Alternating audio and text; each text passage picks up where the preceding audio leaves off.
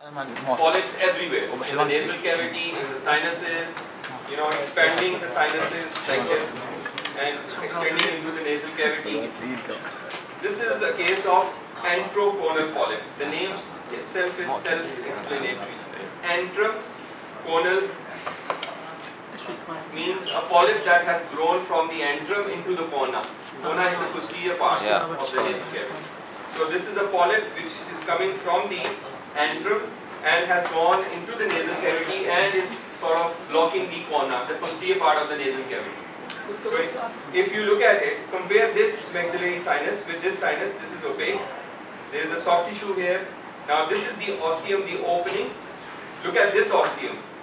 It's widened. So this means this soft tissue has passed through this opening, and then it is extending into the nasal cavity, and you see the turbinate here, the inferior turbinate here. It is adjacent to the inferior turbinate. So it is sort of mixing or mingling with the inferior turbinate. You cannot separate this from the inferior turbinate. So this is a polyp which has come out from the maxillary sinus through the opening and into the nasal cavity, and it is lying just adjacent, or it is sort of covering the inferior turbinate here. So we call this as an antroconal polyp. So if someone asks you how does an antroconal polyp grow, you will say it grows from the sinus and then it goes into the nasal cavity through the ostium, or you can say through the middle.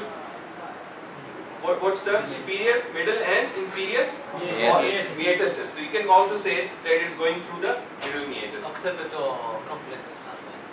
Is that right? Yeah, if you want to describe it throughout the general, if you want to include everything, osteometrial complex disease is actually for the ENT surgeons to describe it. Okay, when we talk about a polyp, it usually goes through the ostium. Okay, it usually goes through the ostium into the meatus, middle meatus, okay, and then into the nasal cavity. Doctor, which sinus? Only the maxillary, or it can be any sinus? It depends where you have this polyp. If you have, say, polyp in the frontal sinus, then obviously it is again going into the middle meatus, because the frontal sinus also drains into the middle meatus. So the antrum refers to the maxillary sinus? The antrum refers to the maxillary antrum, this maxillary sinus. It's the other name for the sinus. For sinus or maxillary sinus? Sinus. You can call maxillary antrum or maxillary sinus. It's the same thing. Okay, now there are sometimes benign cysts inside the sinuses. If you look at this, there is a soft tissues inside the ethmoid sinus. There is another one here.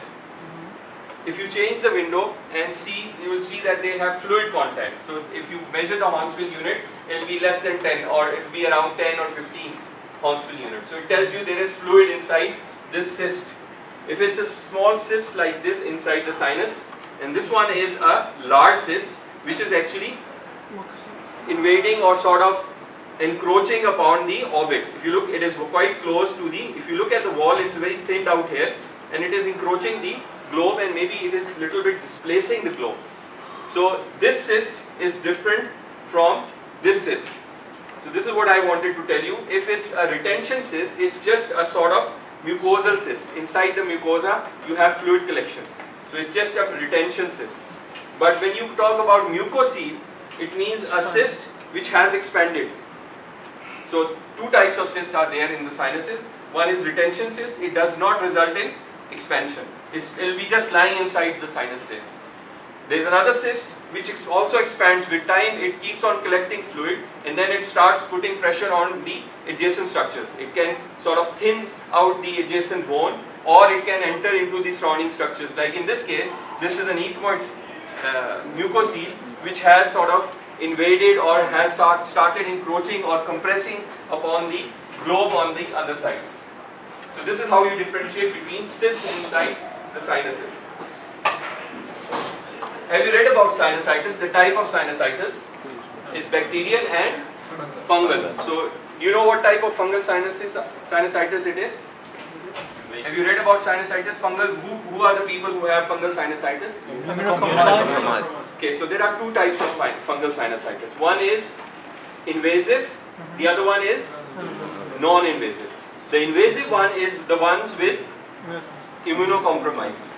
The patients who are immunocompromised have this sort of fungal sinusitis, and this one is notorious because if you don't treat them, you don't excise or you don't resect the tissue that is there inside the sinus and then put them on antifungals, they can die because they will result in thrombitis and inflammation that can go into the veins and can result in meningitis, all those complications.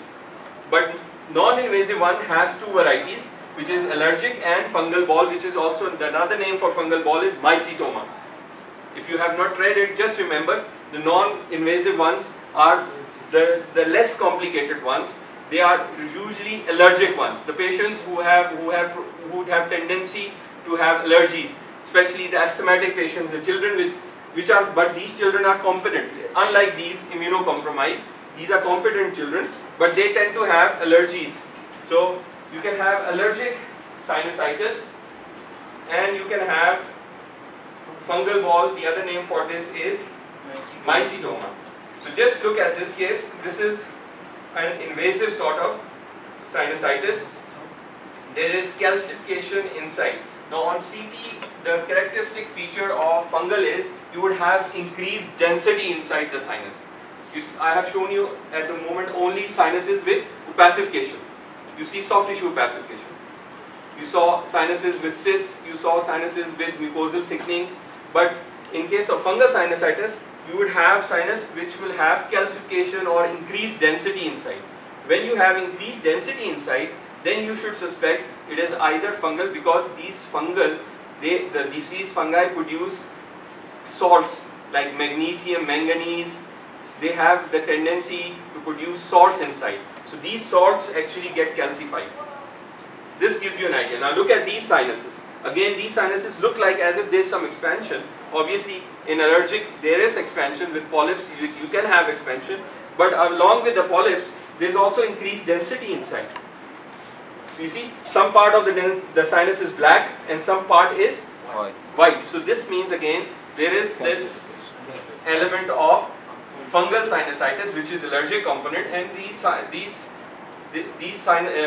fungi have they can produce salts inside like magnesium, manganese, calcium. They will result in increased density inside these sinuses. This is how you differentiate from the other sinuses. The picture on the right is invasive? Yeah, this one is invasive sort of sinusitis, and this one is allergic because there is some expansion inside. So along with the sinus fungal element, there is also polyps inside. Now this is an example of mycetoma. You see, there is a sort of soft tissue mass inside which is now expanding. But again, if you look carefully, you can see foci of calcification inside, which makes it sort of suspicious that this density is more. If you look at these tiny little foci of calcification tell you there are salt deposition inside. Again, a feature seen with fungal sinusitis. So hyperdensity within the affected CT. On CT, these are intrasinal calcifications. Now remember, on CT they appear bright. Why? Because calcium appears bright. But if you do an MR, they will appear black. Because calcium is black on an MRI. So the sinuses will appear dark or black on both T1 and T2 because there is calcium inside these sinuses.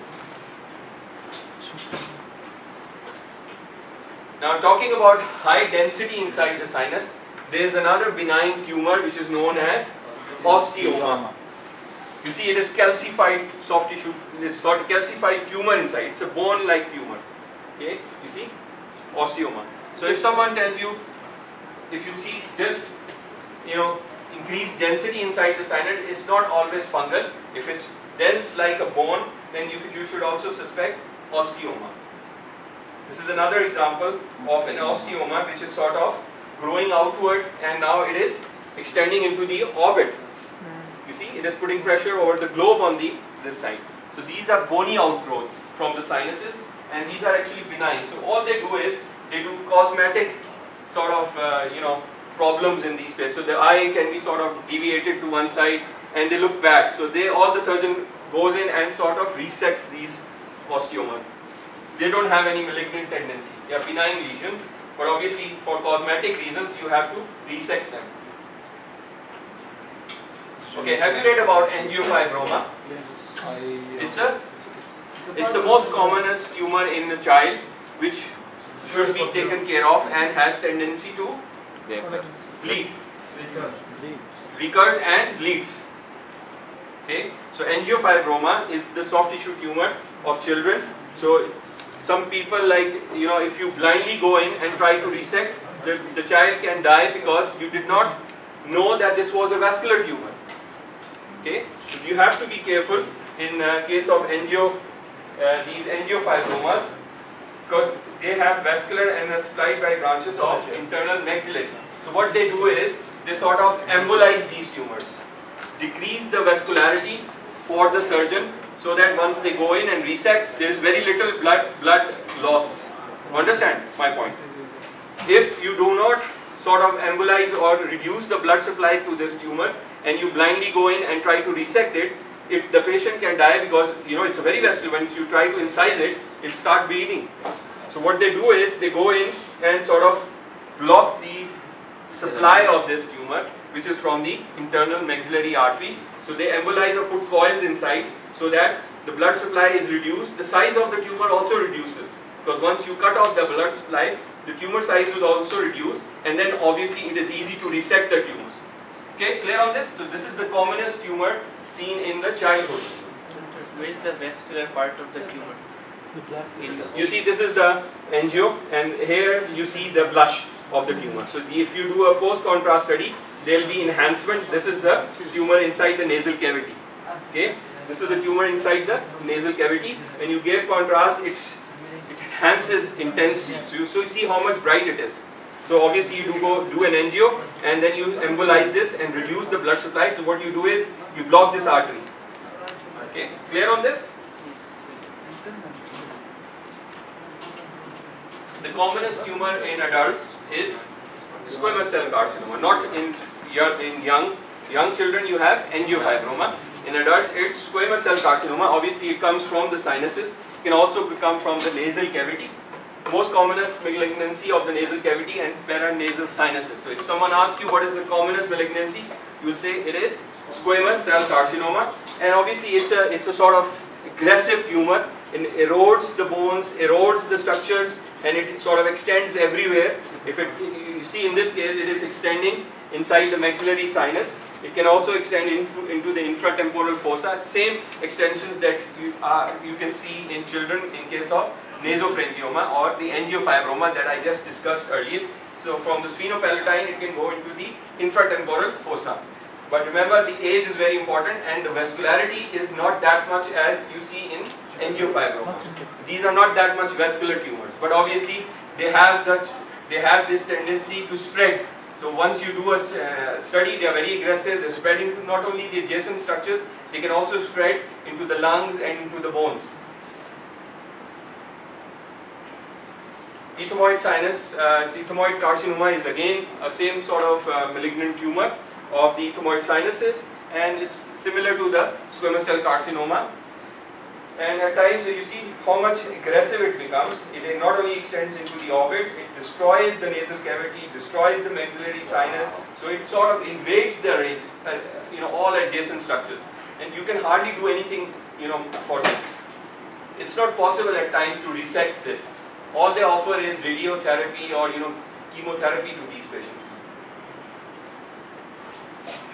Okay, let's talk about now trauma, because trauma is more, you see that, or it's more, from examination point of view, it's more, questionable area where you must know, because in an ER setting, you'll get patients with orbital trauma.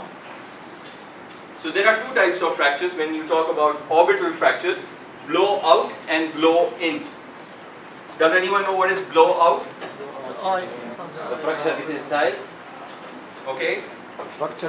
Okay, if you read it, if someone hits you on your globe with a fist, or if you are hit by a ball on your globe, so what happens is there is increased pressure inside the globe, and then the walls of the orbit are fractured. Yes. Okay, so in this case, a large object, a fracture or fragment displacement of the orbit. Now let's look at this example. There is a ball hitting the globe, Yeah. and look at this orbit.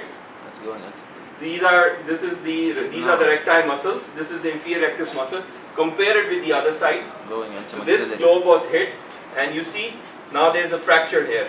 The inferior wall, this got fractured, and because of the pressure on the globe, in intraorbital content pressure increased. So this rectus muscle is now sort of herniating or is moving down at the site of the fracture. So this bone, which should have been here, it has gone down, and the contents, that is the fat and the rectus muscle, are herniating or sort of going outside into the maxillary sinus.